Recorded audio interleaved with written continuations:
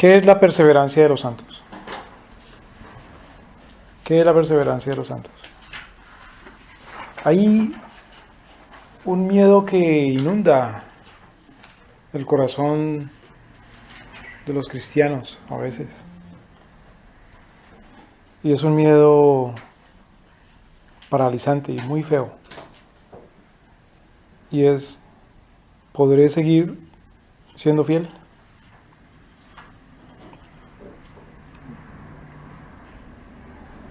¿Podré perseverar hasta alcanzar? Vamos a Hebreos capítulo 10. ¿Podré perseverar hasta alcanzar la gloria? ¿Podré perseverar hasta alcanzar el premio? ¿Podré perseverar hasta alcanzar la corona? Hebreos, ¿qué, hermano? Capítulo 10.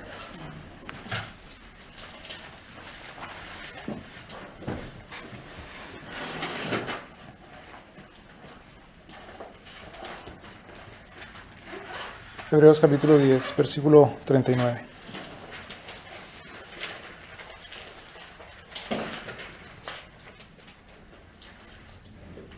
Alguien léalo, por favor. Hebreos 10, 39. Pero nosotros no somos de los que retroceden para perdición, sino los que tienen fe para perseveración del alma. Preservación. ¿Qué seguridad con la que escribe ese hombre, ¿no? Dice, nosotros no somos de los que ¿qué? Retroceden. ¿Retroceder para qué? ¿Cómo así para perdición? Para perderse. Perder lo que ha alcanzado, lo que ha logrado. No somos de los que retroceden, sino de los que... ¿De los que qué? Perseveran. ¿Cómo dice el texto? Sino que somos de los Sino que... tienen fe para preservación del alma. De los que tienen fe. No somos de los que retroceden para perdición, sino de los que tienen fe o de los que creen para salvar, para preservar el alma. ¿Por qué puede decir él con esa seguridad que no es de los que retrocede? Que no somos de los que retroceden. Pues bueno, en eso consiste la doctrina de la perseverancia de los santos. Perseverar. Y hay una cosa horrible que se ha metido en la doctrina de la perseverancia y es reducir la perseverancia a la frase una vez ¿qué? Una vez salvo. Una vez salvo. ¿Qué cosa? Siempre. ¿Siempre qué? Una vez se es salvo, siempre será salvo.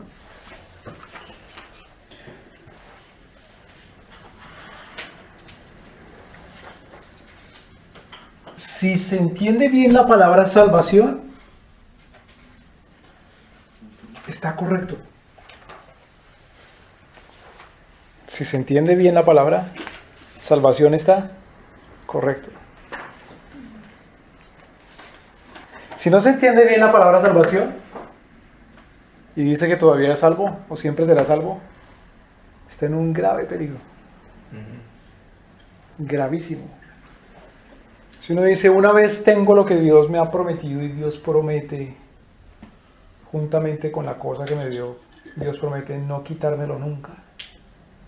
Es una alegría muy grande. Pero, si aquello que yo creo que Dios me dio y nunca me quitará, no es lo que precisamente tengo, entonces estoy en un gran peligro. ¿Me voy a entender? Si nuestro Señor da una gracia, y es una gracia que me salva, y yo digo, mi Señor promete que esa gracia nunca me la quita. Y efectivamente tengo esa gracia que me salva y que el Señor ha prometido no quitarla. Pues es una alegría gigante. Pero si esa cosa que yo digo que mi Señor me da y no la quita, no la tengo, es algo muy terrible. Hay una cosa muy triste, muy terrible, y es tener esa cosa que el Señor promete que nunca me quita, y sin embargo creer que me la quita. Es vivir en miseria. Pero hermano, vivir ingenuamente, creyendo que tiene esa gracia y que el Señor no se la va a quitar cuando no la tiene. Eso es como manejar sin frenos. Una cosa es manejar con frenos, con miedo de que se va a quedar sin frenos, cuando el Señor promete que no se va a quedar sin frenos. Entonces el viaje se le hace una miseria, pero puede frenar. Pero cuando se va sin frenos, creyendo que tiene, y se va tranquilo. Eso es una miseria que lo lleva a la muerte. ¿Me doy a entender? Entonces cuando uno dice una vez, siempre salvo. Yo digo, Dios ya me salvó, me perdonó. Si con esto quiero decir que puedo vivir como se me da la gana, y de todas maneras, siempre salvo, quiere decir que no he sido salvo. ¿Me explico? Sí. Ahí también no cabe, a veces, hermano, porque a veces se comete el error de que la gente piensa que con una oración ya se le dice a la persona que es salva. La Biblia no dice acerca de eso. La oración no salva. Lo que salva es, lo que dice la Biblia es que lo que salva es la decisión que tome la persona en su corazón, si es una decisión genuina. Si hay una verdadera conversión. Una verdadera, si hay un verdadero convencimiento en el corazón de la persona, ¿no? de que necesita del Salvador, entonces es salvo, es lo que dice la palabra de Dios. Si hay arrepentimiento y Si fe. confieses con tu boca de que Jesús es el Señor y creyeres en tu corazón de que Dios le levantó a los muertos, serás salvo. Si hay arrepentimiento Ujú. y hay fe.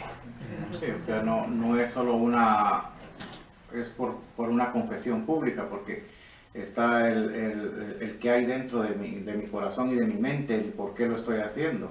O sea, no es el declarar, sí, acepto, como que estoy comprando una membresía Exacto. en la cual ya la voy a tener y voy a hacer lo que... Mire que el Como diablo, que fuera y eso es lo que pasa a un veces. VIP, ¿verdad? Que ya lo tengo y puedo hacer lo que yo Y quiera. eso es lo que pasa a veces también, Ya. que la gente piensa, ok, ya soy salvo, ya tengo la salvación. Como que hay un permiso para... Y mire que el diablo tiembla Ujú. y el diablo cree. Ya. Pero no ha sido... Entonces, pregunta. ¿Es temblar delante de nuestro Señor malo? No. No. La otra pregunta. ¿Necesito temer a Dios para ser salvo? Sí. Sí. Si aún Satanás tiembla y yo no tiemblo, aunque yo haya confesado, Ujú. una mera confesión de repetición, como por decirle, está bien, Señor, te voy a decir lo que tú ya sabes, que dice esto y esto y esto y esto, y te voy a decir lo que tú sabes, lo que tú ya sabes, que tú moriste por los pecados, ya me das mi salvación. Ya. ¿Cómo negociar? Y luego dice uno, pero yo fui sincero porque sí le dije al Señor lo que había hecho, y fui sincero porque yo sí le dije al Señor lo que el Señor hizo en la cruz, morir por los pecados, pero no hubo un arrepentimiento Ujú. y no hay una fe. Ujú. ¿Por qué no?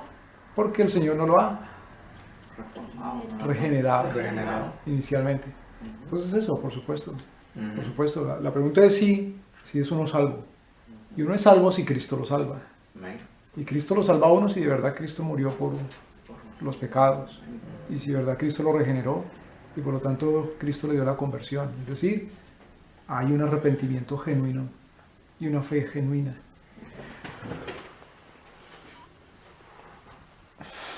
Pero hay otra cosa. No puede uno pensar que nuestro Señor nos da esa salvación genuina. Y aún así después poder caer. Y queda uno desconcertado. Y dice, pero ¿cómo que yo caí si tuve una salvación genuina?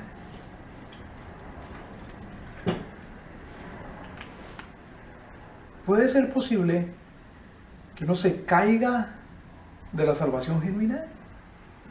Si tiene una salvación genuina. Que caiga. Es que el término caer es como que se perdió totalmente. La vez anterior me acuerdo cuando platicamos eso, que en nuestra vida podemos tener crisis de fe, Claro. pero caer de esa gracia es como que nunca la hubiera tenido. Por eso, como hablaba la vez pasada,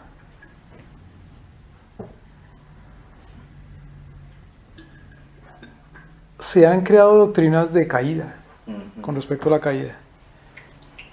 Como por ejemplo cuando dice, el hermano se retiró, se cayó. O dice, el hermano era cristiano pero se apartó. Se pregunta, ¿se apartó de qué? ¿O ¿Cómo sabe que se apartó? Se pasó el grupo, Ah, se apartó porque no volvió a la iglesia. Ya. Cuando uno habla de cuando uno en la escritura ve que denuncia porque se aparta, no habla de apartarse de la iglesia local, Ya. sino habla de apartarse de Cristo. ¿Quiénes son los santos? Los apartados. ¿Apartados de qué? De pecado. ¿De apartado de qué? No el que se aparta de la familia, Ya. no el que se aparta de la tierra, sino el que se aparta de qué? Del diablo. De la práctica del pecado. Exactamente. ¿Y cómo sabe uno que está apartado del diablo? Porque se aparta de la práctica del pecado. Entonces, si alguien se aparta de la práctica de qué? De la santidad, entonces ahí sí puede decir uno se apartó Sí, o se cayó. exacto. Claro. Entonces, también se han creado doctrinas acerca de la caída. Sí. Se han creado doctrinas acerca de que no persevera. La perseverancia de los santos no es que perseveren en venir cada domingo. La perseverancia de los santos es que persevera en crecer a la imagen y a la estatura de Cristo.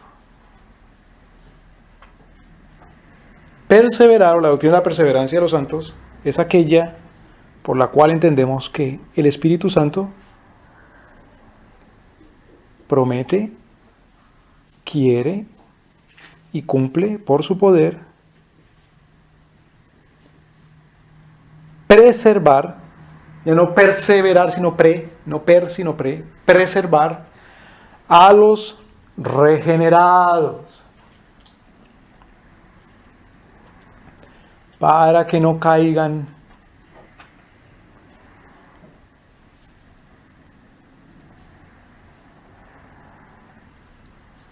en condenación.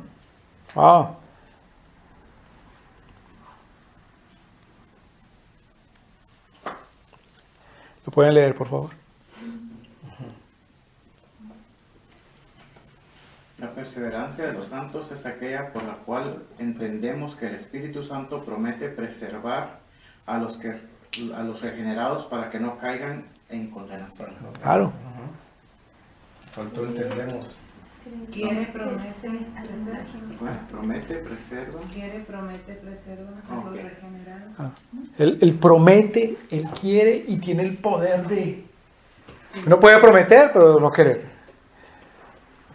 O puede prometer y querer, pero no poder. Pero el Señor es fiel y poderoso. La doctrina de la perseverancia de los santos es aquella por la cual entendemos. Acordémonos, cuando decimos doctrina estamos hablando de enseñanza. La enseñanza es por la cual entendemos que nuestro Señor, el Espíritu Santo, a los regenerados les promete y quiere cumplirles y tiene el poder para preservarlos. ¿Para qué? ¿Preservarlos de qué? La condenación. De que no caigan en condenación. Claro. No es solamente que Él promete no condenarlos, sino promete, y esto es otra cosa importantísima, hermanos. No solamente que Él promete no condenar. Una cosa es no condenar, y otra cosa es, esto quiere decir no condenar. Y otra cosa es no dejar caer en condenación. Es lindísimo esto. Una cosa es no condenar. Imaginen que el Señor diga, bueno, he decidido no condenar al diablo. Y bueno, si no condena al diablo, pues no lo condena. Pero otra cosa es no dejar caer en condenación. Que el Señor dice, a este don fulano, no sultano, no lo voy a dejar caer en condenación. ¿Me explico? No voy a dejar que sea un apóstata. O sea que el Espíritu Santo es el que preserva a esa persona de no caer en Exactamente. Entonces no es que yo lucho y peleo y a veces caigo y luego peleo, pero bueno, de todas formas, Dios no me condena. No, eso no es.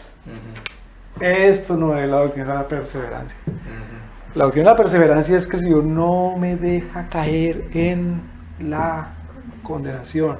De tal manera que si yo veo que yo lucho, como dice el versículo que leímos, el versículo 39, Hebreos capítulo 10, nosotros no somos de los que retroceden para perdición, sino de los que creen. Ahí hay implícita una batalla, una guerra, una batalla en la fe, ¿para no qué?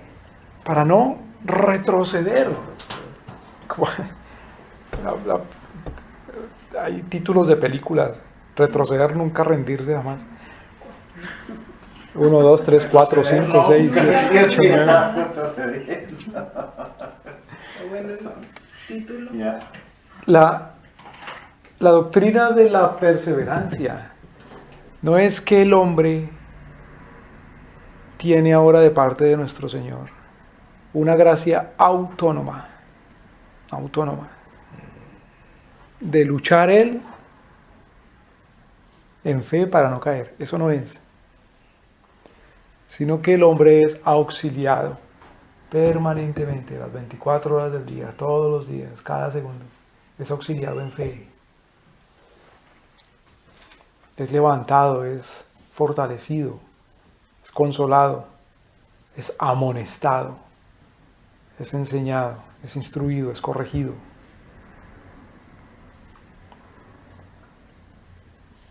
La doctrina de la perseverancia de los santos es, por supuesto, que el hombre no cae en condenación, pero quien fundamentalmente, así como en la doctrina de la conversión, quien fundamentalmente actúa primero es el Espíritu Santo. No solamente primero, sino que sigue actuando, aún en la acción humana, de tal manera que el Espíritu Santo es el poder. El Espíritu Santo es el poder del que pone en acción la fe. El hombre puede poner en acción la fe, pero el Espíritu Santo es el poder del hombre que pone en acción la fe. Eso lo hace el Espíritu Santo preservándolo.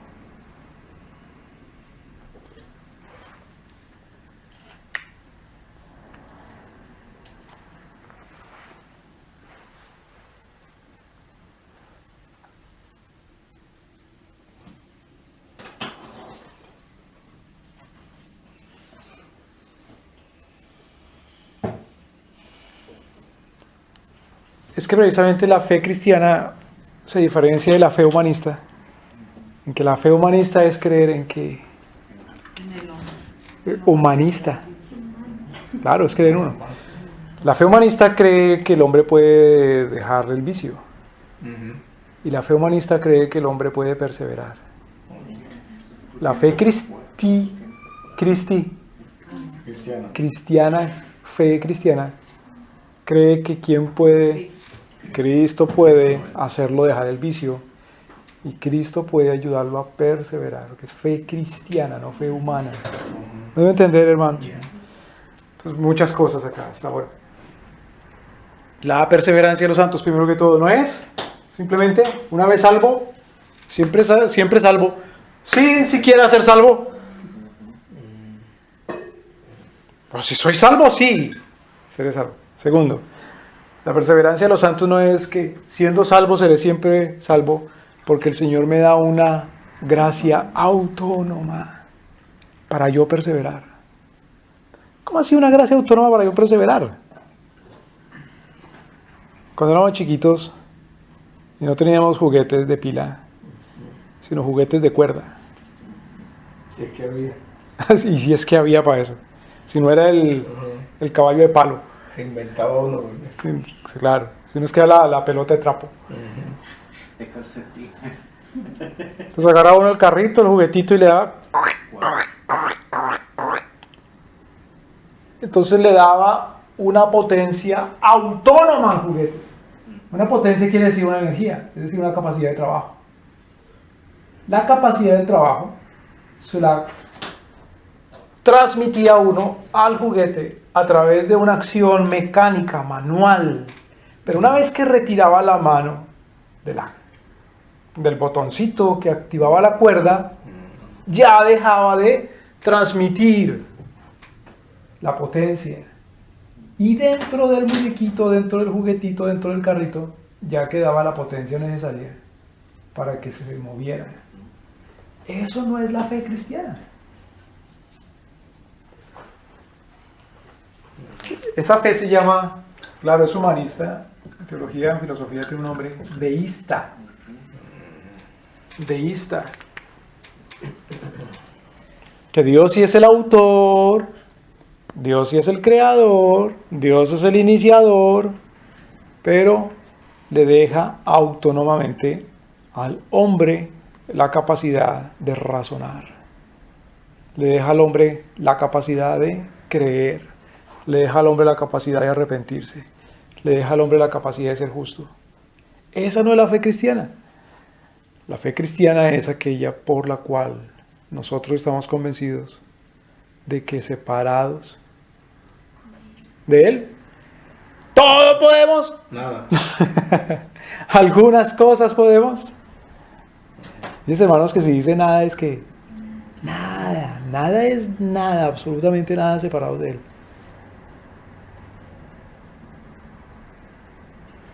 La fe cristiana es aquella que dice que en Él somos y nos movemos y existimos en Él. La fe cristiana es aquella que confiesa que todas las cosas son de Él, por Él y para Él. La fe cristiana es la que confiesa que nada puede moverse ni ser sostenido, sino por el poder de su palabra. ¿Qué se están llevando el carro? Ojo. ¿Qué carro? No enganchó. No es que, Nosotros tal vez que Lo están que- poniendo carros de los es que lo que pasa es que apartamentos. se ahí. viene. La fe cristiana es la que confiesa que el hombre puede echar las suertes, pero el resultado es de Jehová. La fe cristiana es la que confiesa que todas las cosas las creó Él para Él, aún al impío, para el día malo. Entonces, cuando hablamos de la perseverancia de los santos, el enfoque no está en el hombre que mire cómo lucha para preservarse, sino que el enfoque está en mire el Espíritu Santo cómo es de fiel, que lo preserva. Hermano, y si entonces es sabio cuando una persona le dice a otro, échele ganas, hermano, échele ganas para que... Bueno, Que eso lo escuchaba mucho. ese mexicanismo, échele ganas, Ajá, sí. puede corresponderse a no se dejen de juntar para echarse en ganas, para exhortarse, no animarse en nada. Sí, por eso llama él a que dice animaos unos a los otros, soportándonos unos a los otros. Claro. O sea, es ¿Y animarse en a qué? en la vida. Al amor y las buenas obras, es decir, a perseverar. Claro. Por eso dice nuestro Señor, no es bueno que Él. Hombre está solo, por supuesto. ¿Quién es la persona que más exhorta al hombre? A ayudarse al amor y a las buenas obras. No van a decir que es la diaconisa. ¿Es el pastor? Tampoco. ¿Quién es? Dios esposa. Claro, es la esposa. Claro. Que le va diciendo a uno, hoy la regaste. No, Ay. ¿verdad que le... Hoy la recogiste. Mi esposa siempre me ve, Como que no. me ve malos errores. Mire que, Que las virtudes... mire que ayuda ido Y dueñas. en el original quiere decir contra contradictora. Sí, La de oposición. veras, ¿O La quiere decir- oposición. de Exacto. veras, O quiere decir también la antagonista. antagonista. Es decir, el papel que cumple Sara cuando le dice a don Abraham, Pues "Hey, bíblica, don Abraham, Ah, sí. ese hijo de esa esclava no heredará con mi hijo". No es que era jefa, sino que simplemente le estaba. No es que era la jefa, sino que le estaba diciendo. Claro, No, porque y ese es Dios su estaba- deber. Y Dios estaba de acuerdo. Aquí mi Y chicharrón. dice, escucha a tu esposa. Y nuestro Señor le dice a Abraham, escucha a tu mujer, claro, Escucha a tu mujer. claro. No van a decir que la que más, la persona que más motivaba a Aquila al amor y a las buenas obras era Pablo, o Timoteo, o Bernabé. ¿Quién era? Priscila, claro, Decir, claro. Ahora, claro, esos son instrumentos que nuestro Señor usa para preservarnos. Pero nunca, eso lo hemos repetido en varias clases acá, nunca consideremos que el Espíritu Santo es un instrumento de Dios, eso es una herejía. Dios mío. El Espíritu Santo es Dios. es Dios, sí. ¿Sabes qué? Nosotros como decimos que somos cristocéntricos, creemos que Cristo usa el Espíritu Santo como instrumento. Es una herejía. Ahora, fijémonos ahí en Hebreos capítulo 10.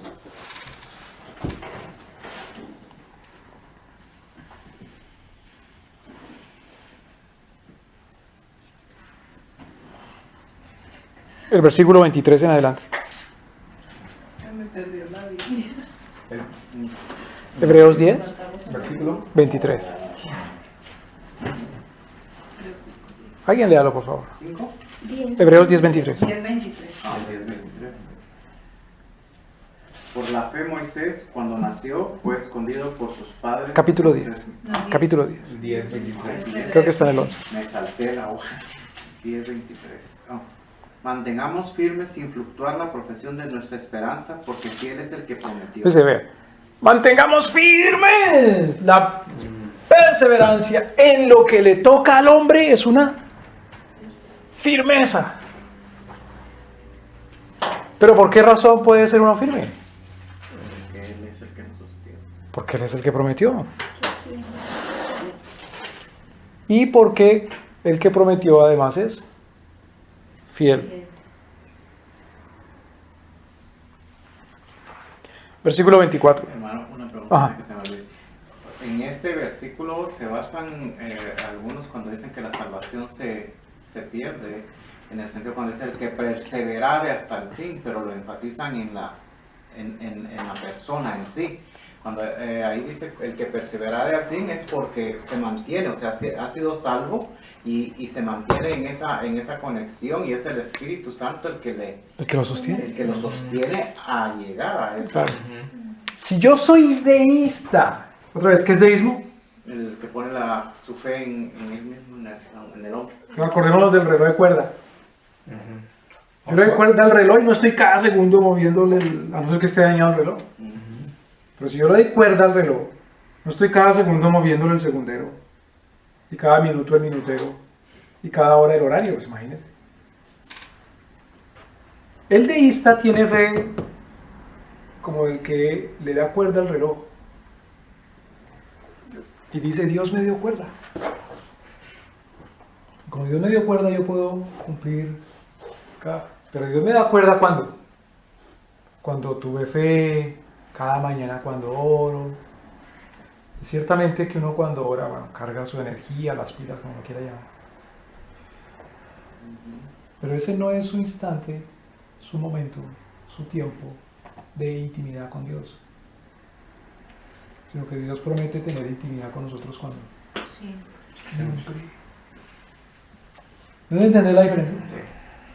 Otra cosa es que ya la mente está tan enfocada en estudiar la palabra de Dios que no está haciendo otra cosa. Por ahí cada 5 minutos toma café. Pero otra cosa diferente es que el Espíritu Santo no está tan activamente, tan potencialmente y tan fielmente ayudándolo cada segundo porque no está en el momento del devocional. Esa sería la fe del deísta. Que el tiempo devocional es como cuando por la mañana le da cuerda al reloj para que durante el día funcione. ¿Me debo entender, hermanos? Ya. Es muy lindo uno entender que permanentemente nuestro Señor está siendo fiel.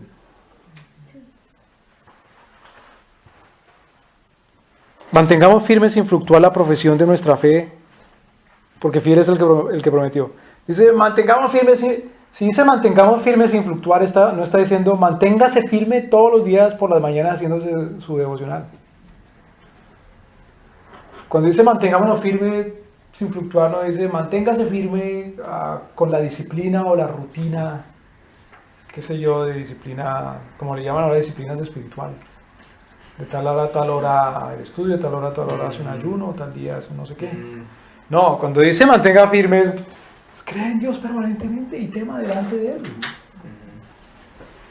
¿Deben entender, hermano? ¿Pero por qué razón? Bueno, pues porque madrugó a orar. Bueno, pues porque tuvo una buena oración de fe cuando se convirtió. ¿Por qué? Bueno, pues porque cada 8 días escucha buenas predicaciones. No. ¿Por qué? Porque es fiel el que promete. Pues sí. Si el que me promete es fiel, yo me puedo mantener firme. Por lo tanto, cada vez, cada momento, cada instancia o cada experiencia de firmeza. ¿Y en qué consiste la firmeza? En tener fe, tener una disciplina de fe y arrepentimiento y obediencia. Un grano de mostaza de fe me demuestra que Dios está siendo firme. O me demuestra que Dios está siendo fiel permanentemente. ¿Me deben entender, hermanos? Sí. Un segundito de arrepentimiento Sí. me demuestra que nuestro Señor es fiel.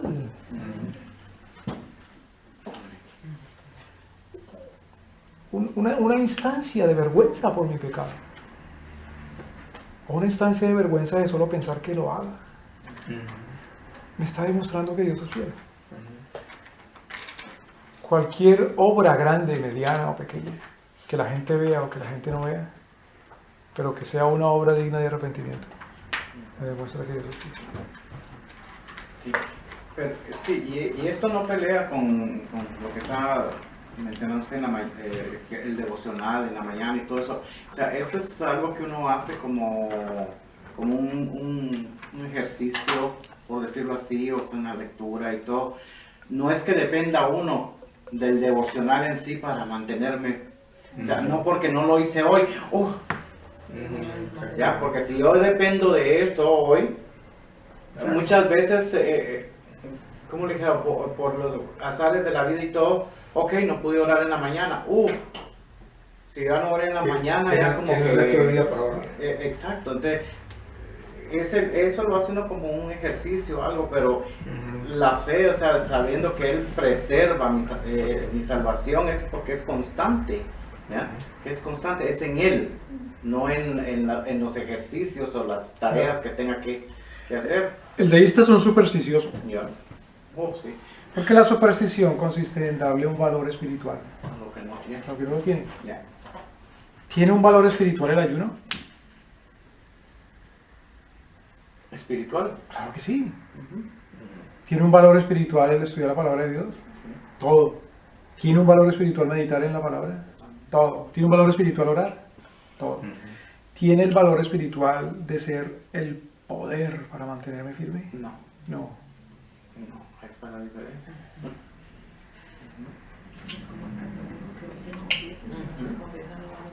Esa es superstición. Ya. En cuanto uno comienza a creer en alguna cosa que no sea Dios nuestro Señor, como el poder vital, ya no va a ser esa cosa después sino otra. Y luego otra, y luego otrica, y luego otrica.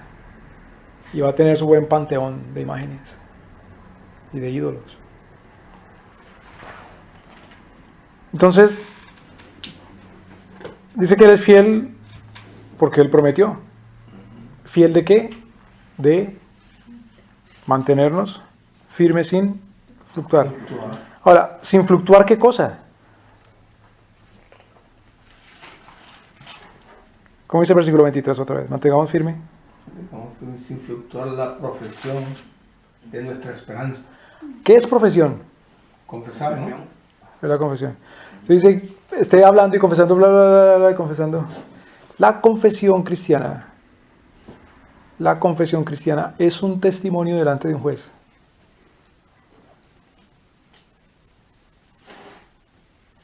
La confesión cristiana es un testimonio delante de un juez. Y en un testimonio delante de un juez, él mismo que es testigo es, a la vez, ejecutor de la sentencia.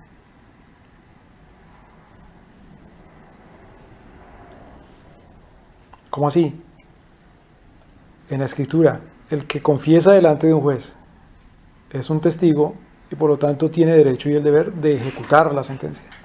Hermano, ¿me puede repetir la primera definición que me dio? La confesión cristiana es la que... La profesión cristiana es una confesión o un testimonio delante de un juez. Y el que es testigo delante de un juez, según la Escritura, tiene el deber y tiene el derecho de ejecutar la sentencia que diga ese juez. Entonces, cuando nosotros mantenemos nuestra profesión, somos ejecutores. ¿Deben entender? En un sistema judicial pagano, ¿qué hace el que es testigo de un crimen? ¿Cuáles son los límites de su acción? ¿A qué lo limitan? A ese testificar. A testificar y ya. Y no más. Es decir, a dar la razón. Yo vi, yo oí, yo olí o yo toqué. No puede decir nada más. Porque son todos los sentidos que tiene el ser humano. Yo vi, yo olí, yo toqué o yo probé. Ese es todo el testimonio. Claro. Oí, bueno. Eso en una corte pagana. En una corte cristiana, ese que es testigo, luego ejecuta la sentencia. ¿Deben entender, hermanos? Así como tuvo el nervio de ir a dar testimonio, tiene que tener el nervio y la sangre también de ejecutarla. Segundo, la corte pagana es privada, reservada, escondida o secreta. La corte cristiana es pública. Todo el mundo tiene acceso a oír y ver lo que pasa en la corte. En la corte pagana solamente participan los expertos. En la corte cristiana todos deben ser expertos.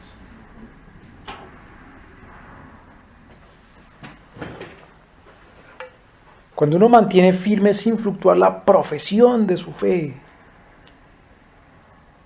uno no solamente confiesa, uno no solamente es testigo de palabra, sino que uno es ejecutor. Y ese ejecutor tanto de manera privada como de manera pública.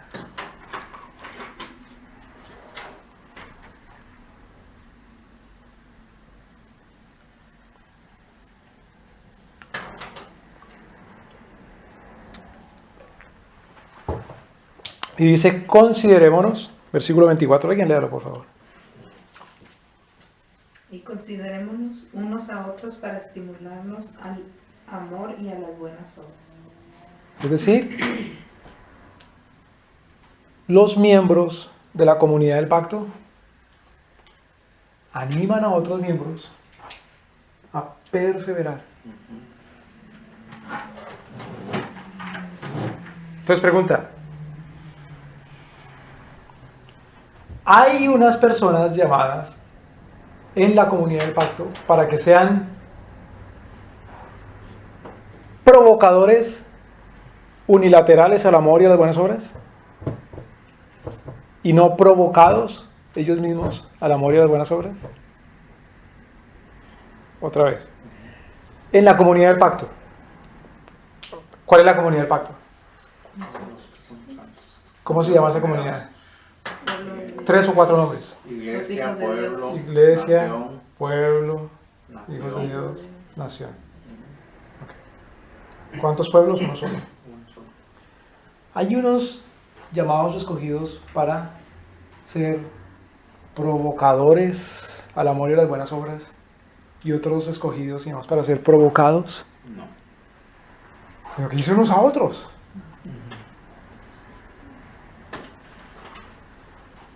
Si uno limita el provocarse el amor y las buenas obras, aquella estructura litúrgica en la que una persona se para acá y las otras oyen, fundamentalmente unos se paran acá y otros oyen. Y esa es la congregación de los santos, y eso está, y esa es y no más. ¿Se está provocando al amor y a las buenas obras? Es decir, a la perseverancia de los santos. No de nada, nada. Y dice, otra pregunta, hay como en un partido de voleibol,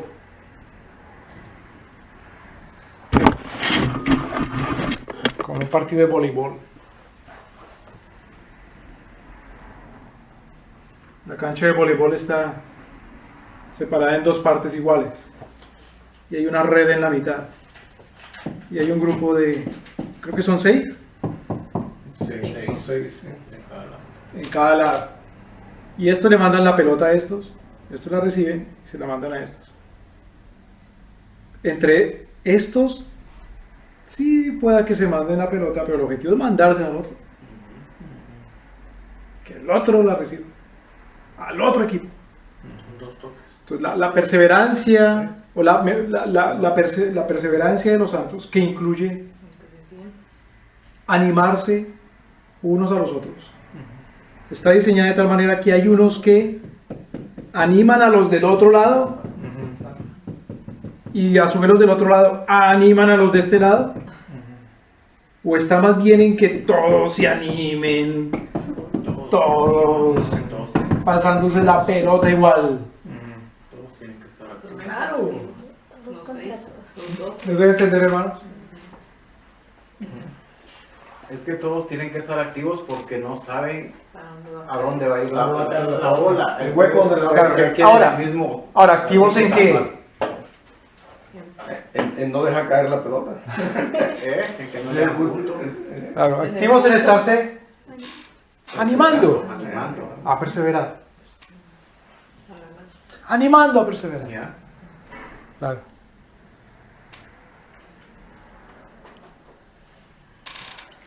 En reuniones puede que haya una persona que presida en ciertas reuniones. Pero eso no quiere decir que ese sea el que anime. El animador del evento. Claro, porque entonces lo que es un payaso. Y puede que anime bien, pero es que se le tiene como un payaso. Es decir, una persona que si él no habla, dice, se mueve, los demás no se ríen. Uy, eso es tremendo. Eso es tremendo cuando el grupo llega a ese punto de que, no, y a veces te preguntan, ¿quién va a predicar? ¿O quién va a dirigir? Como que hoy no. Estamos poniendo la atención en la persona, no en lo que Dios va a hacer. Es triste. ¿Ya? Ahora, Es triste. hay predicaciones de carácter público Ya. para todo el grupo general. Pero uno ve que en la escritura esa no es toda la predicación. Hay predicación vis a vis. ¿Qué quiere decir vis a vis? Claro, que son generalmente las más frecuentes y más poderosas. Como cuando, por ejemplo, el Señor le dice, oiga, don Abraham, oiga, Sara. ¿Me explico? Hablando uno a uno. Claro. Cara a cara. Eso es lo que quiere decir, versículo 25, no dejando... De congregarnos. ¿Cómo? Algunos tienen por costumbre, ¿Sí, no? exhortándonos, y tanto más cuanto veis que aquel día se acerca. Ahora, claro que dice la escritura que algunos tienen como costumbre dejar de congregarse. Claro, por supuesto. Pero que algunos tienen por costumbre dejar de congregarse, no está hablando de que algunos tienen por costumbre ser ermitaños, sino que está hablando es de la calidad de congregación. ¿Cómo así la calidad de congregación? Sí, se congrega para todo menos para animarse mutuamente al amor y a las buenas obras. Mire esto, hermano. Puede que esté uno jugando un partido de voleibol.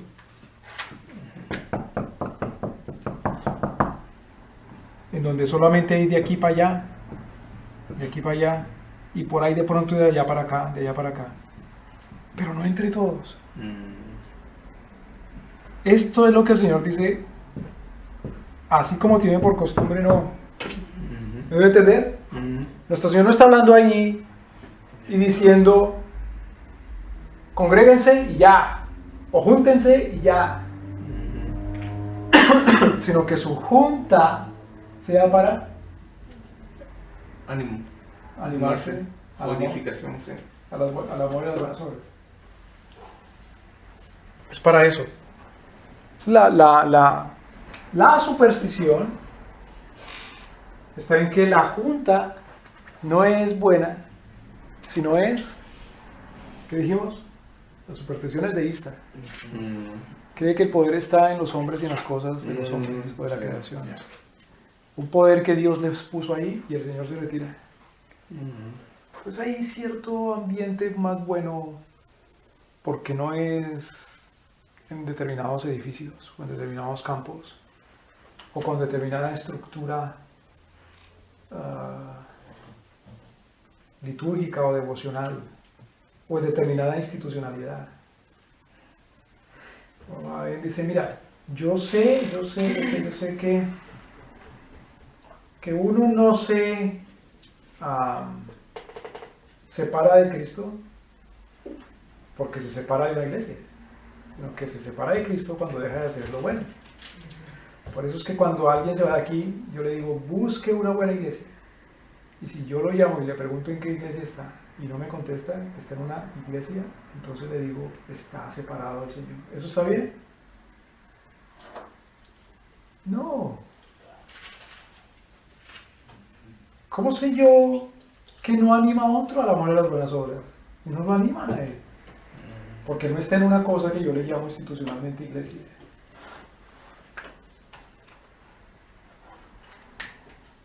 Lo que llamamos nosotros iglesia, según las escrituras, no es lo que llamamos nosotros institucionalmente iglesias. Esas son formas de juntas. Pero no es necesariamente la iglesia o las iglesias, sino son formas de juntas. Había uno que se llamaba David y se motivaba el amor y las buenas obras con otro que se llamaba Jonatán. Tanto que decía Jonatán, tu amor me era dulce, delicioso, más que el amor de las mujeres. Estaba diciendo ese hombre que ciertamente se motivaba con don Jonatán al amor y a las buenas obras. Pero espérate, David, eso está bien, pero tienes que pertenecer a una iglesia. La iglesia davidiana.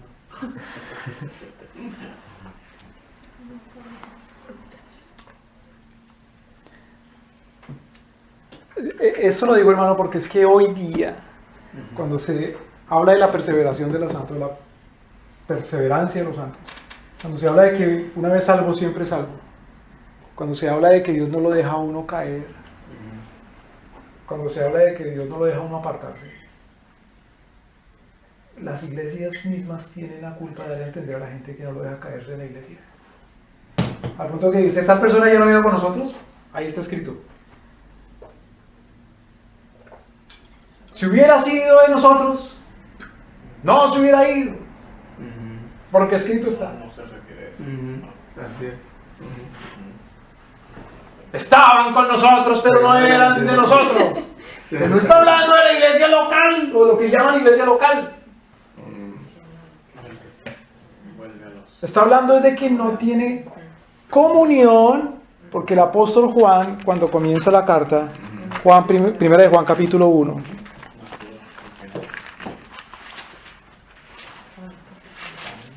versículo 3, primera de Juan 1:3. que hemos visto y oído, eso os anunciamos para que también vosotros tengáis comunión con nosotros. Fíjate, Juan dice, ¿para qué les anunciamos estas cosas? Para que tengan comunión con nosotros. ¿Qué quiere decir eso? Para que sea la misma iglesia de Juan, local, 1:3.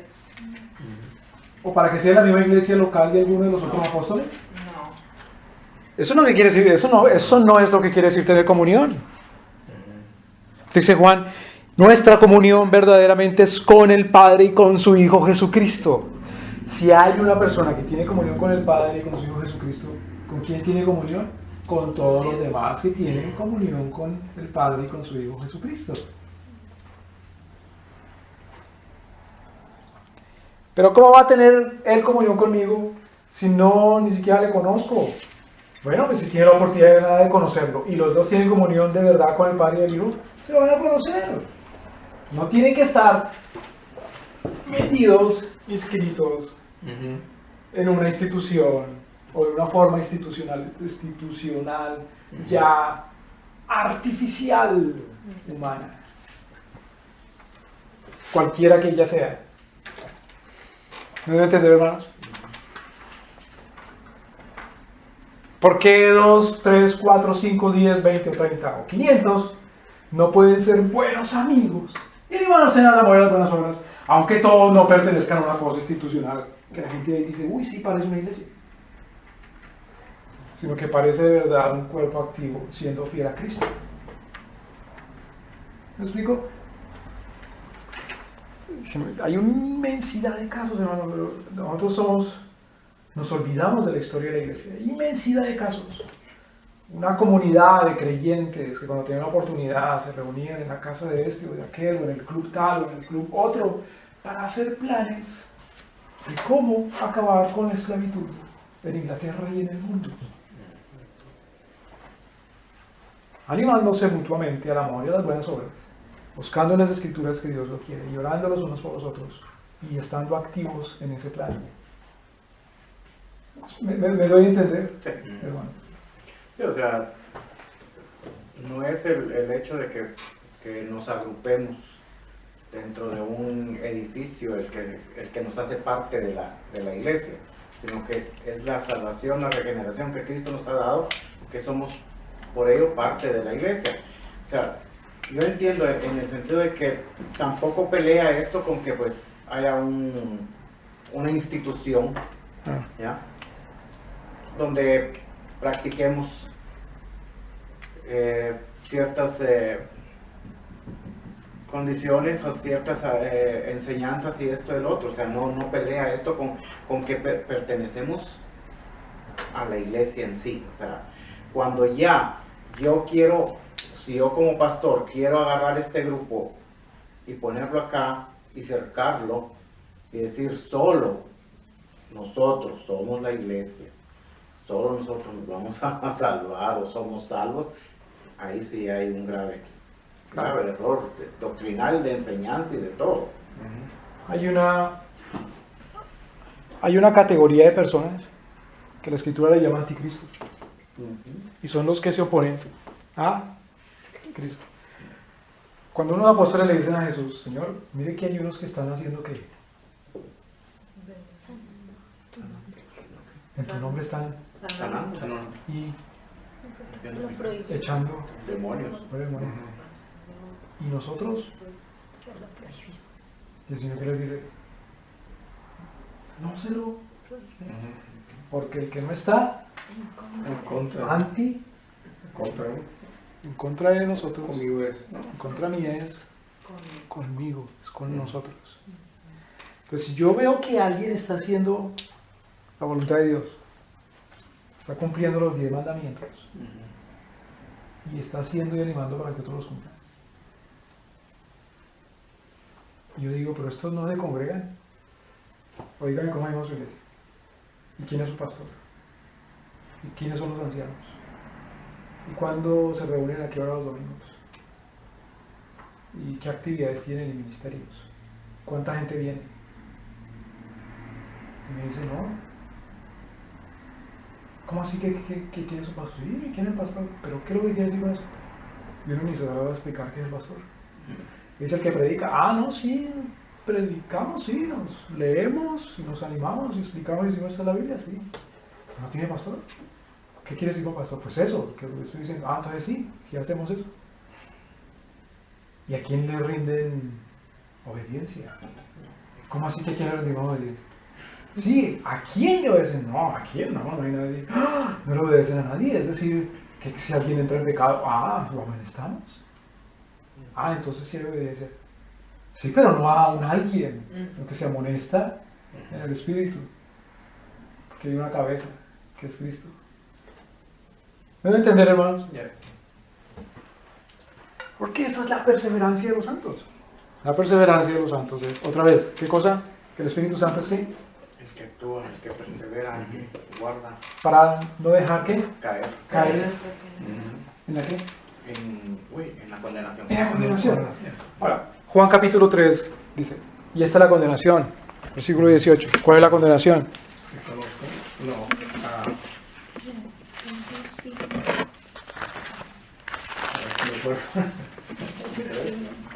Juan capítulo 3, versículo 19. 3:19. Juan 3:19. Y esta es la condenación, que la luz vino al mundo y los hombres amaron más las tinieblas que la luz, porque sus obras eran malas. Entonces, ¿cuál es la condenación? Las obras no. Entonces, todo eso dice, ¿cómo dice? Esta es la condenación. ¿Qué cosa? Que la luz vino al mundo. La condenación es que la luz vino al mundo. No, pero No. siga Y que los hombres amaron más las tinieblas que la luz. la condenación es que Los hombres amaron más Amar las más tinieblas las que la luz. tinieblas. los hombres amaron más Las tinieblas que la luz. Porque porque sus obras eran. Malas. Entonces, cuando dice que el Espíritu Santo no nos deja caer. en condenación, no nos deja caer en el amor a las Malas obras. tinieblas. Tinieblas. Es decir, no nos deja caer en malas Obras.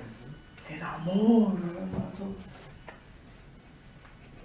Entonces, una persona no ama las malas obras, no ama las tinieblas. Si una persona vive para Dios, ¿yo con qué derecho le digo que estaba apartado y separado?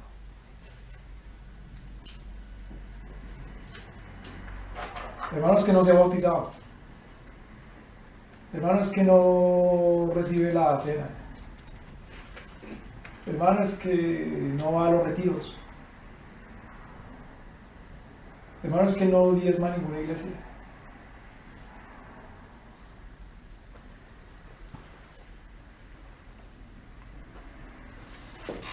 ¿Es misericordioso? ¿Socorre al que está enfermo, necesitado, huérfano, viuda, apartando de lo que tiene? ¿Es justo? ¿Procura cumplir la ley de Dios? ¿Tiene fe en Cristo nuestro Señor? Para que no sea perfecto, ¿se arrepiente de sus pecados? ¡Wow! El Señor lo está preservando. Lo está preservando. Entonces, volviendo a Hebreos 10, versículo 26.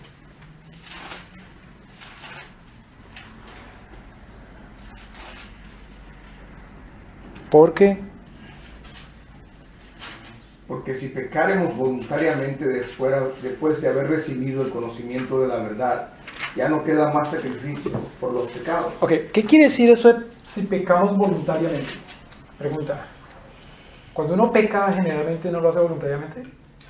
Sí, Claro. Me obligan.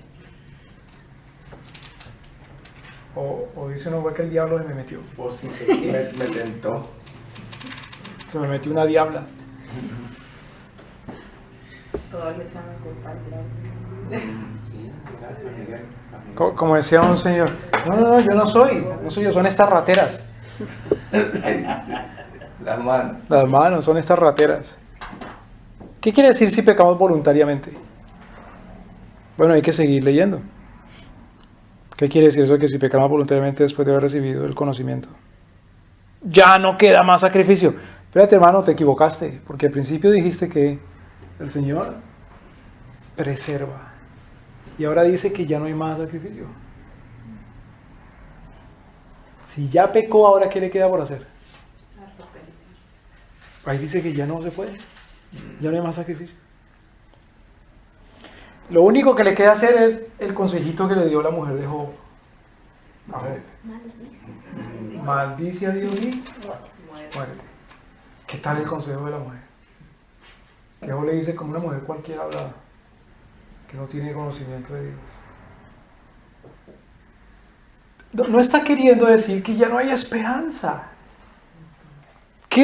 Y entonces, ¿por qué dice que no queda más sacrificio por el pecado? Versículo 27. Sino una horrenda expectación de juicio y hervor de fuego que ha de devorar los adversarios.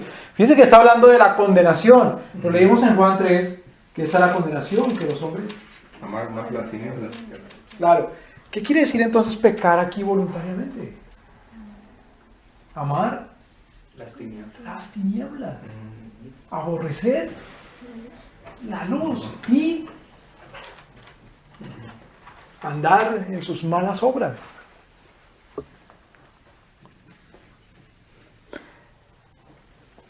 ¿Qué es aborrecer a Cristo? Es ser un anticristo.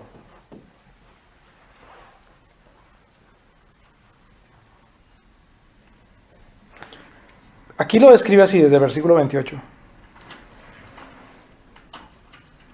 ¿Cómo es ese que aborrece la luz,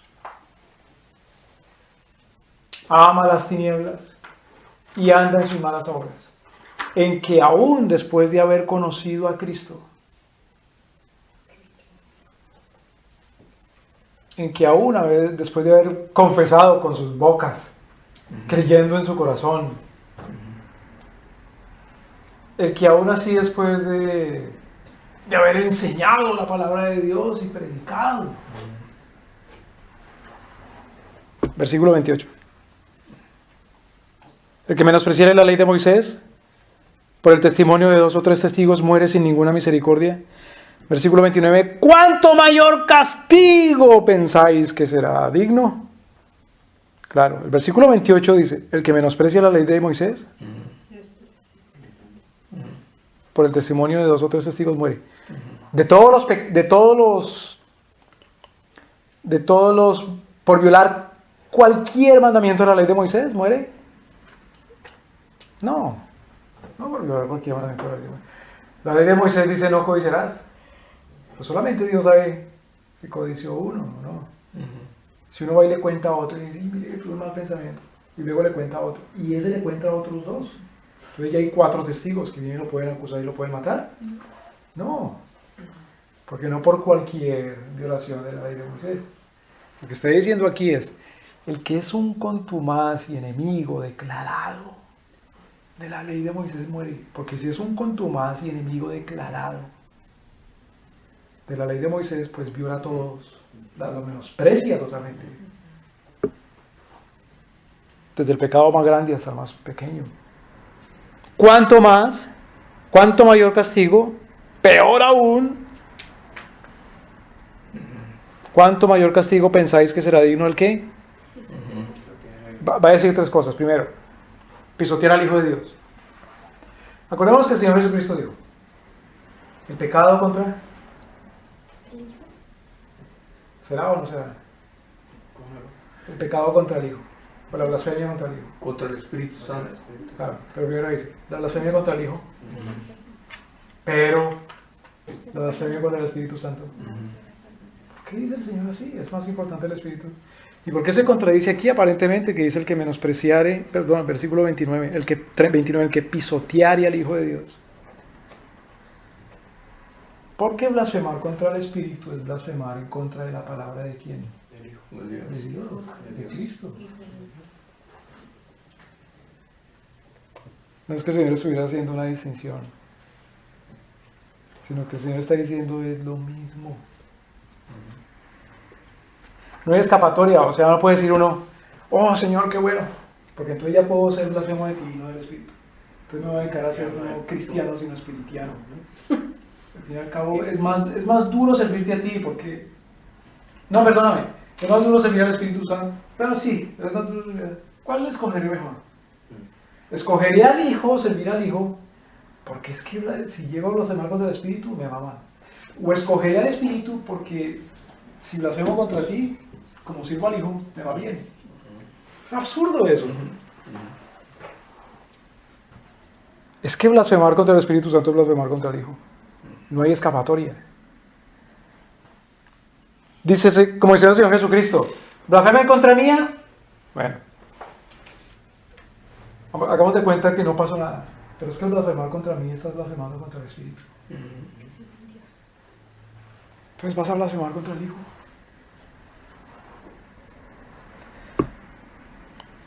Versículo 29. ¿Cuánto mayor castigo pensáis que será digno el que pisoteare al Hijo de Dios?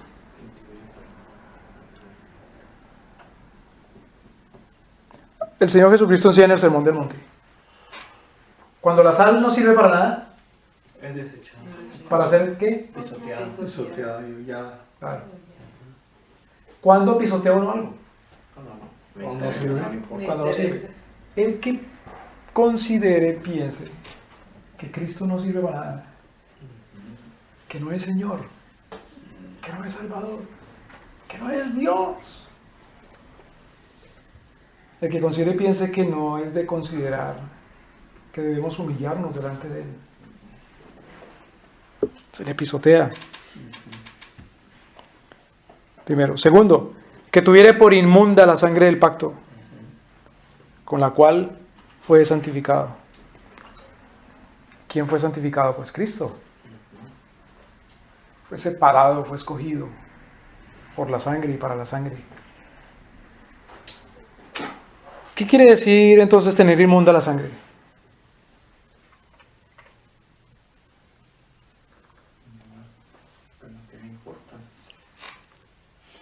Recuerda que el Señor Jesús, por ejemplo, por boca de Pablo, por pluma de Pablo, dice discernir el y la sangre. Claro. No tomarla indigna. ¿Cuándo toma uno indignamente? Cuando está cumpliendo con su voluntad. Acordémonos que primero dice, pruébese cada uno Sí mismo. a sí mismo. Claro. No puede uno tomar la cena del Señor sin arrepentirse, sin creer la virtud de la sangre de Cristo, que no es una virtud hematológica, es decir, de la materia de la sangre, sino que es la virtud de que Él derramó su vida. De la acción. Claro.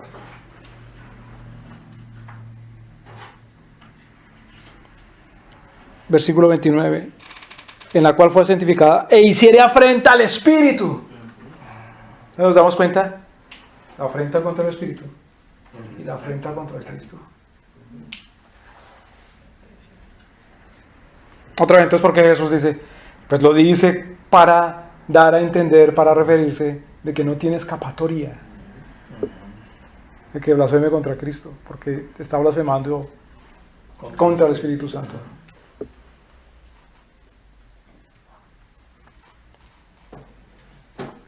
Versículo 30. Pues conocemos al que dijo, mía es la venganza, yo daré el pago, yo pagaré, dice el Señor. Y otra vez, el Señor juzgará ¿a quién? A su pueblo. A su pueblo. Horrenda cosa es caer de manos del Dios vivo. Ahora, ¿de qué está advirtiendo ahí? ¿De que no hay perseverancia de los santos? Ahí está advirtiendo del que no es salvo. del que no es salvo. Está advirtiendo, por ejemplo, a un Judas. Exacto, sí. Está advirtiendo, por ejemplo, de un Esaú. Ahí en Judas sí se cumple el texto ese que dice, estuvo con nosotros, pero no era. Ahí sí, porque él no era salvo. Claro, no había sido regenerado. porque es que es parte del pueblo ya. Ya. Está con nosotros. Nuestra comunión es con Dios y con su Hijo Jesucristo. Esto escribo para que tengáis comunión con nosotros. Esto escribo para que tengáis comunión con nosotros y nuestra comunión es con Dios y su Hijo Jesucristo. Ya es visiblemente cuando se le dice ya es parte del pueblo, visiblemente, pues cuando confiesa. de manera pública, visiblemente. En el bautismo, visiblemente, esa es parte. Pero de manera invisible, es parte del cuerpo de Cristo cuando es regenerado.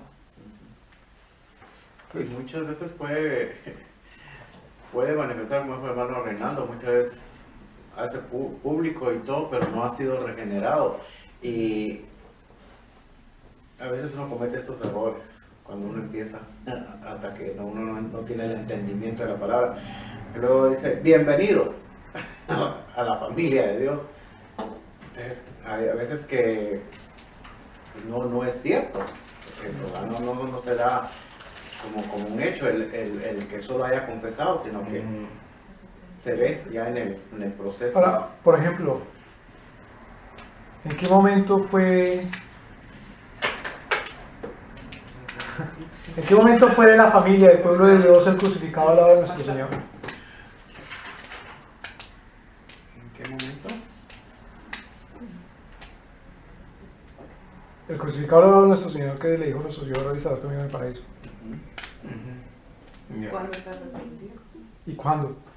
En el Cuando hizo la momento. confesión. ¿Cuándo hizo la Porque hizo una confesión pública. Antes no. Bueno, antes ya había creído en realidad. Uno no Es- puede es- decir, eso, Bueno, no, eso sí, es lo que voy. ajá, Uno no ya puede creía. decir cuándo. Ujú. Porque él ya sabía que Uno no le puede decir a estaba alguien, ahí. ya en este momento. Él ya sabía que estaba. Porque el Señor es el que lo mete al pueblo. Yo siempre...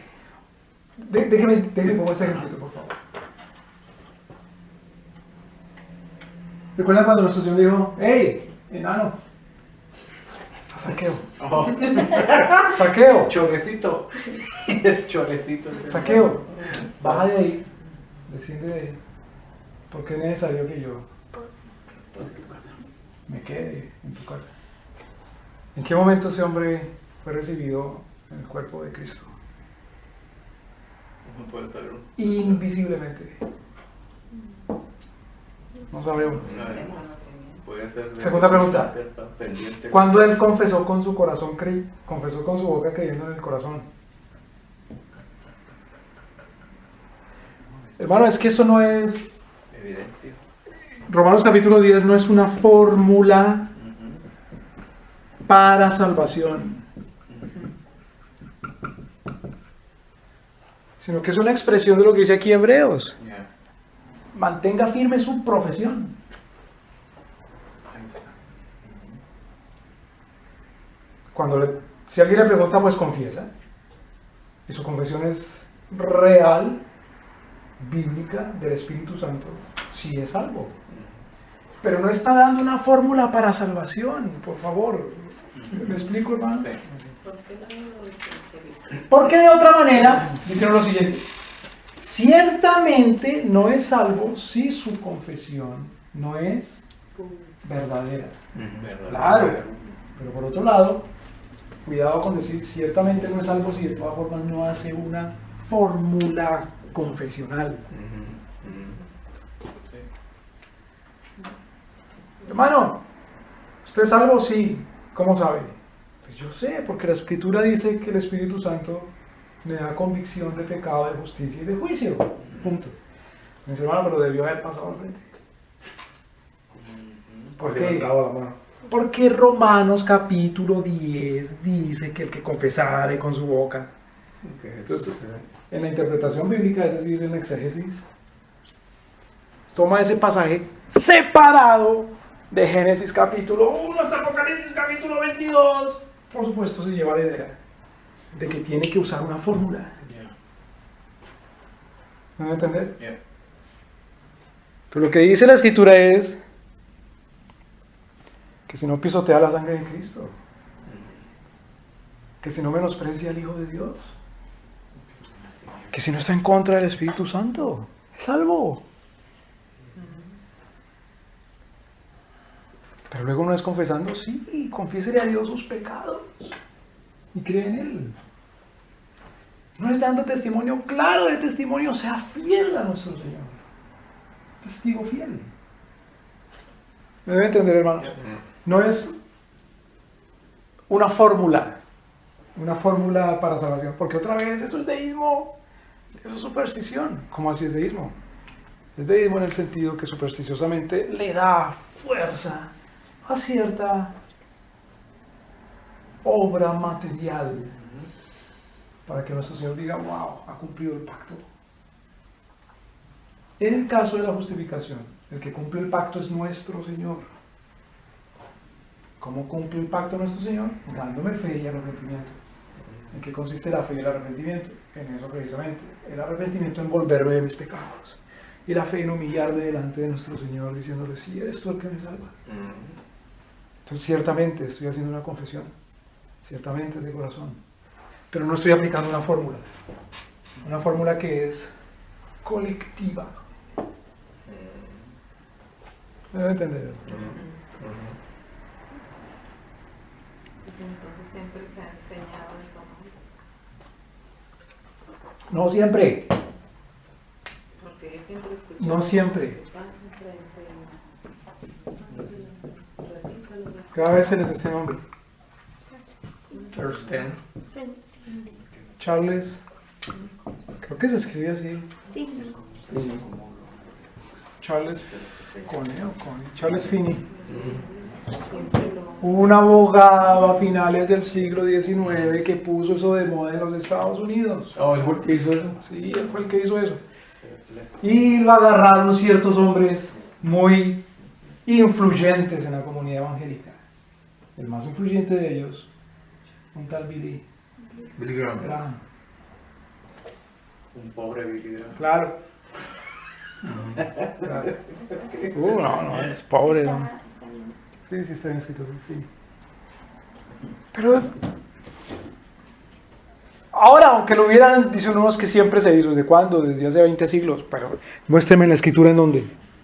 Porque toda opinión tiene que ser juzgada por la Biblia. Entonces, claro, yo lo juzgo por Romanos capítulo 10, otra vez. Entonces, otra vez pregunto, ¿en dónde estuvo la confesión de fe de Abraham? ¿En dónde estuvo la confesión de fe de Abel? ¿En dónde estuvo la confesión de fe de Noé? ¿En dónde estuvo la No, que eso fue en el Antiguo Testamento. ¿En dónde estuvo la confesión de fe? Pablo, de todos.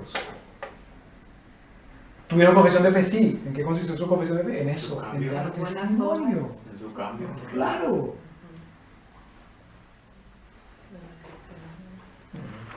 Pero no en una fórmula.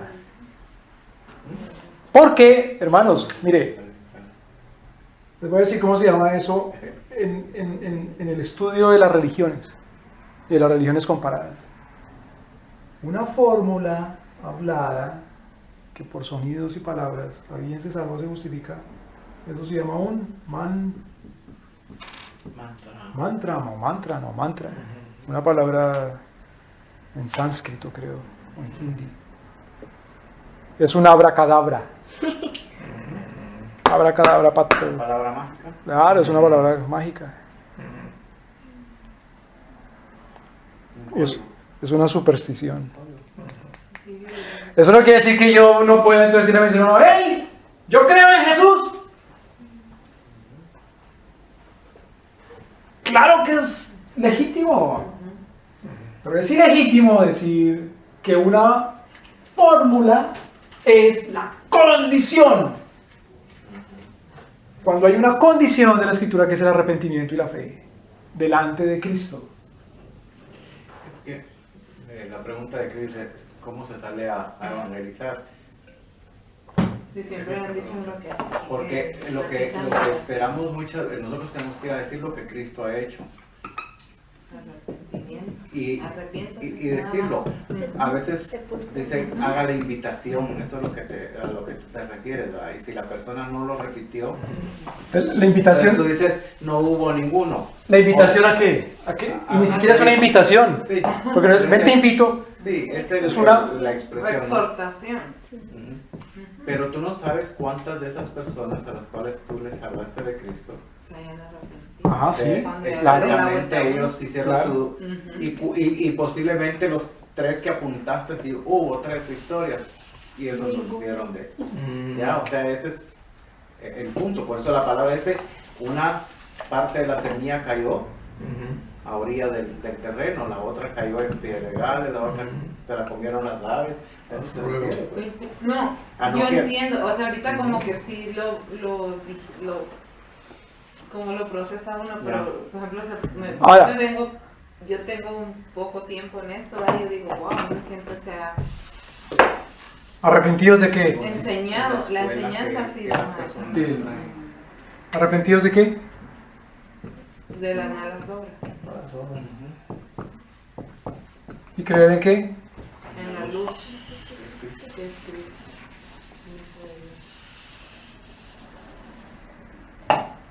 ¿Creen que el...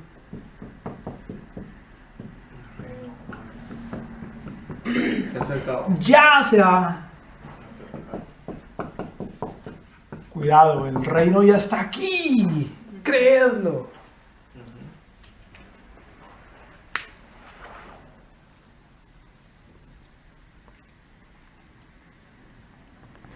¿Cómo sabe uno entonces si alguien de verdad?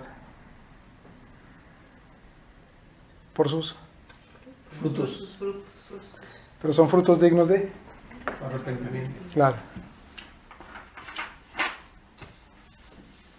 Es lo que dice el Señor Jesucristo cuando está predicando.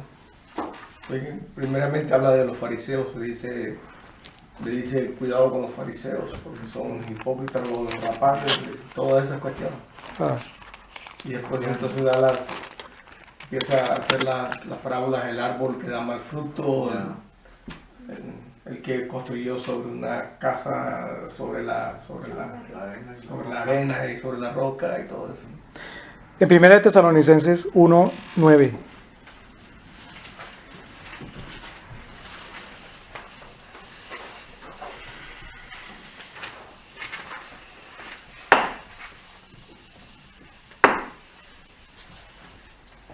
Alguien le habla, por favor.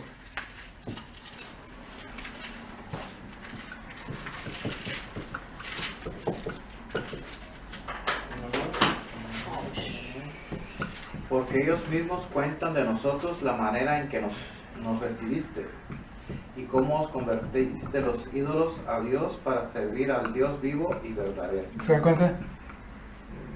Ellos mismos dan testimonio de que ustedes dan testimonio. ¿Cuál es su testimonio? Que sé, Convirtieron de los ídolos a Dios, para servir al... Dios vivo y Y- verdadero.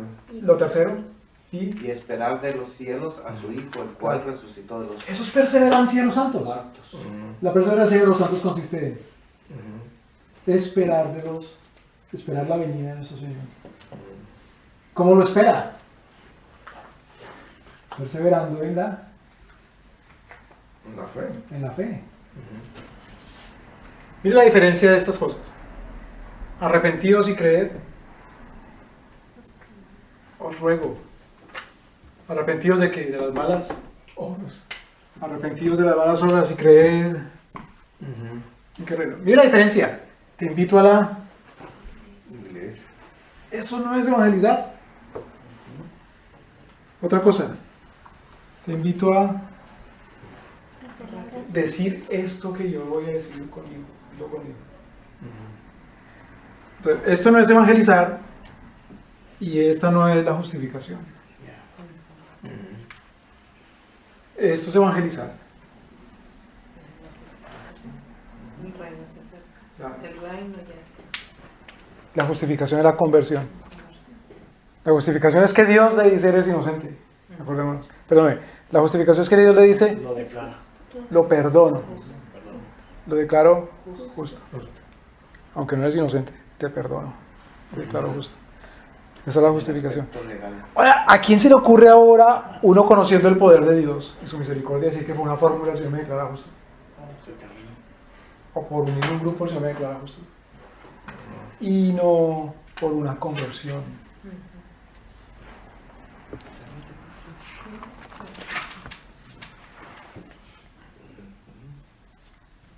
Entonces, volviendo a Hebreos 10.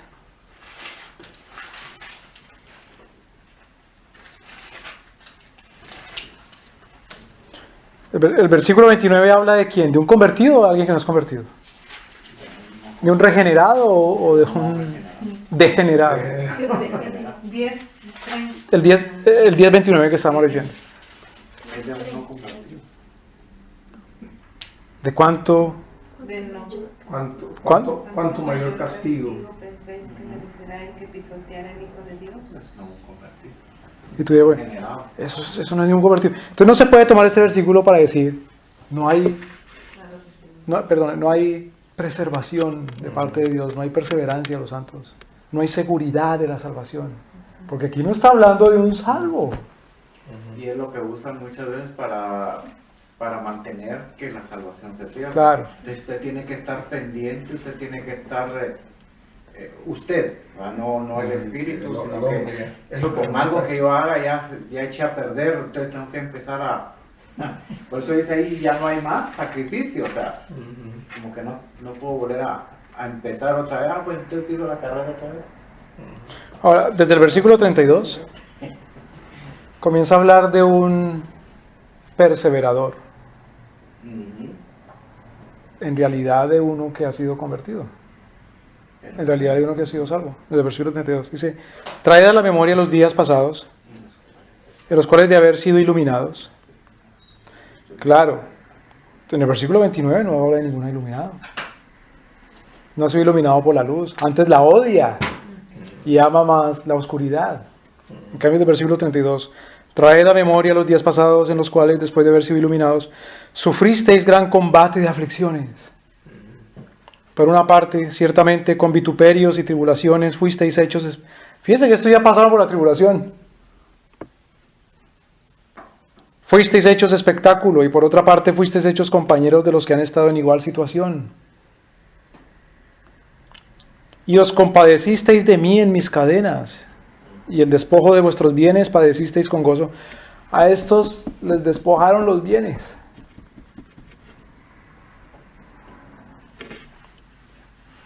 A alguien que le quitan el 10, el 20, el 30, el 40, el 50, el 60, el 70, el 80, el 90 o el 100%, lo han despojado de sus bienes. Lo que está haciendo maduro es eso. Bueno, pues aquí ¿cuánto le quitan a la gente? Sí. No es el 30, 40, Sí. claro, De su sueldo. claro, aparte de más cosas. Sabiendo en vosotros que tenéis una mejor y perdurable, ¿qué cosa en los cielos? Herencia. Herencia en los cielos. No perdáis pues vuestra confianza, que tiene grande galardón. Eso se refiere a, en el versículo 23, mantengamos firme sin fluctuar la profesión de vuestra fe, porque fiel es el que prometió. Porque la paciencia os es necesaria para que, habiendo hecho la voluntad de Dios, obtengáis la promesa. Entonces la perseverancia de los santos es esperar esperar en la tierra de los cielos, al Dios vivo, perseverando, con paciencia, haciendo el bien. Eso es una obra poderosa de nuestro Señor. Fiel es el que prometió. Versículo 36, porque aún un poco de tiempo y el que ha de venir vendrá y no tardará. 38, mas el justo por la fe, y si retrocediere, no agradará a mi alma. Retroceder no quiere, claro, retroceder, por supuesto. Cuando uno peca, retrocede. Pero si persevera, está dando cuenta de la fidelidad de Dios de todas maneras. Ahora sí, versículo 39, pero nosotros no somos de los que retroceden para perdición, sino de los que creen para salvación del alma. Entonces, ¿quién es el que preserva? Es Dios nuestro Señor, el Espíritu Santo. Uno no se manda en pedir a la gente que lo preserve. La iglesia no preserva. La gente no preserva, ni la familia, mucho menos el gobierno, que esa es la mayor idolatría de ahora, Sí. el estatismo. No, a veces piensa que como que si la gente entra a la iglesia, hablando como institución, Ahí ahí se sí preserva. está protegida. Ajá, sí. Por eso es el afán de traer. La iglesia cumple un papel en la preservación, pero el papel que la iglesia cumple en la preservación no es el de preservar, sino que la iglesia cumple el papel de rogar a someterse al que preserva. Y compartir. Claro. y dar ese consuelo, resplandor. Bueno. Quiero orar, hermano, por favor.